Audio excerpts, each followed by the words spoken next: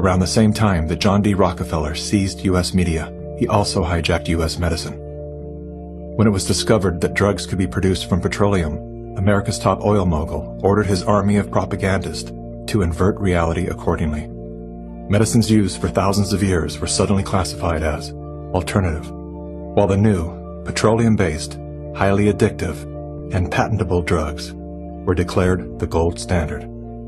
After buying a German pharmaceutical company that manufactured chemicals of war for Adolf Hitler, Rockefeller leveraged his political influence by pressing Congress to declare natural healing modalities unscientific quackery. Rockefeller then took control of the American Medical Association and began offering massive grants to top medical schools under the mandate that only his approved curriculum be taught. Any mention of the healing powers of herbs, plants, and diet was erased from most medical textbooks. Doctors and professors who objected to Rockefeller's plan were crucified by the media, removed from the AMA, and stripped of their license to teach and practice medicine. Those who dared to speak out were arrested and jailed. When evidence began to emerge that petroleum-based medicines were causing cancer, Mr. Rockefeller founded the American Cancer Society, through which he suppressed that information. John D. Rockefeller is duly credited as the founder of the pharmaceutical industry, and the reason that medical error is currently the third leading cause of death in America. This is not an indictment against doctors. More than anyone, they are under the stranglehold of the single largest lobbying power in Washington. Every year, the pharmaceutical industry spends at least twice the amount as big oil to influence laws, policies, and public perception. Thanks to Mr. Rockefeller, the architect of American monopolies, no industry has more power over our lives than Big Pharma.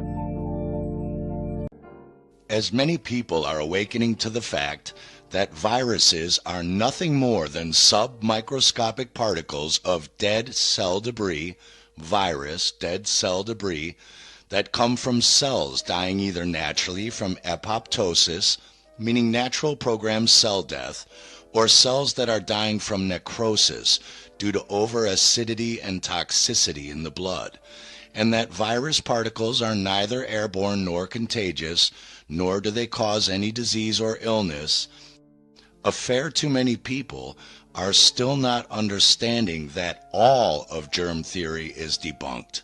This includes bacteria, fungus, and mold. There are no such thing as contagious bacterial infections any more than there are contagious viruses. Both are in the realm of leprechauns and unicorns. Viruses are simply dead cell debris. This is a dying cell, and these are viruses, the debris from the dying cell. And bacteria and germs are simply dead cell debris eaters. These bacteria are simply the body's janitors. Their job is to eat and remove this dying cell's viral debris and transmute that debris into fuel and energy without photosynthesis. I had a friend, Nick Rockefeller, who was one of the Rockefeller family. And we became friends. We started talking about things. I learned an awful lot from Mr. Rockefeller. And one of the things that we used to talk about was the ultimate plan of the banking industry, what they wanted to accomplish. So the ultimate goal that these people have in mind is the goal to create a one-world government run by the banking industry, run by the bankers, and they're doing it in sections. The European currency, the euro, and the European Constitution is one part of it. Now they're trying to do it in America with the North American Union, right? And they want to create a new currency called the Amero, right?